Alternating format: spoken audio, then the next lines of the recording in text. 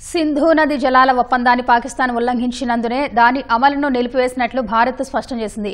జమ్మూ కశ్మీర్ను లక్ష్యంగా చేసుకుని సీమాంతర ఉగ్రవాదాన్ని ఎగదోయడం ద్వారా భారత్ హక్కులను పాకిస్తాన్ కాలరాసిందని తేల్చి చెప్పింది.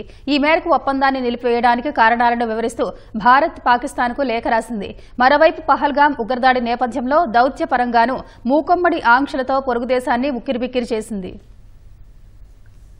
జమ్మూ కశ్మీర్లోని పహల్గాంలో ఉగ్రవాదులు 26 మంది పర్యాటకుల్ని పొట్టనబెట్టుకున్న దారుణ ఘటనపై తీవ్రంగా స్పందించిన కేంద్ర ప్రభుత్వం సీమాంతర ఉగ్రవాదాన్ని పెంచి పోషిస్తున్న పాకిస్తాన్ను ముప్పతిప్పలు పెట్టేలా చర్యలు చేపట్టింది. పాకిస్తాన్తో సింధు నదీ జలాల ఒప్పందం నిలిపివేత, అటారీ సరిహద్దు మూసివేత సహా ఇరు దేశాల హైకమిషన్ కార్యాలయాల్లో సిబ్బంది సంఖ్యను 30కి తగ్గించిన కేంద్రం పొరుగు దేశానికి అన్ని రకాల వీసా సేవల్ని నిలిపేసింది. పాకిస్తాన్కు చెందిన అధికారిక ఎక్స్ ఖాతాల్ని కూడా స్తంభింపజేసింది. భారత్లో ఉన్న పాక్ జాతీయులు తక్షణమే దేశం విడిచి వెళ్లారని ఆదేశించిన కేంద్రం ఆ దేశంలో ఉన్న భారతీయులు వెంటనే స్వదేశానికి చేరుకోవాలని సూచించింది. ఢిల్లీలోని పాక్ దౌత్యవేత్త సాద్ అహ్మద్ ను పిలిపించి ఆ దేశ మిలిటరీ అధికారులకు పర్సోనా నాన్ గ్రాటా నోటీసులు అందించింది. మరోవైపు సింధు నదీ జలాల ఒప్పందం అమలును నిలిపివేయడానికి కారణాల్ని వివరిస్తూ కేంద్ర జలవనరుల శాఖ కార్యదర్శి దేబశ్రీ ముఖర్జీ పాకిస్తాన్ జలవనరుల శాఖ కార్యదర్శి సయ్యద్ అలీ ముర్తజాకు లేఖ రాశారు. ఏ ఒప్పందమైనా దాన్ని గౌరవించడం ప్రాథమిక సూత్రమన్న ఆమె, కానీ పాకిస్తాన్ జమ్మూ కశ్మీర్లోకి సీమాంతర ఉగ్రవాదాన్ని ఎగదోయడం ద్వారా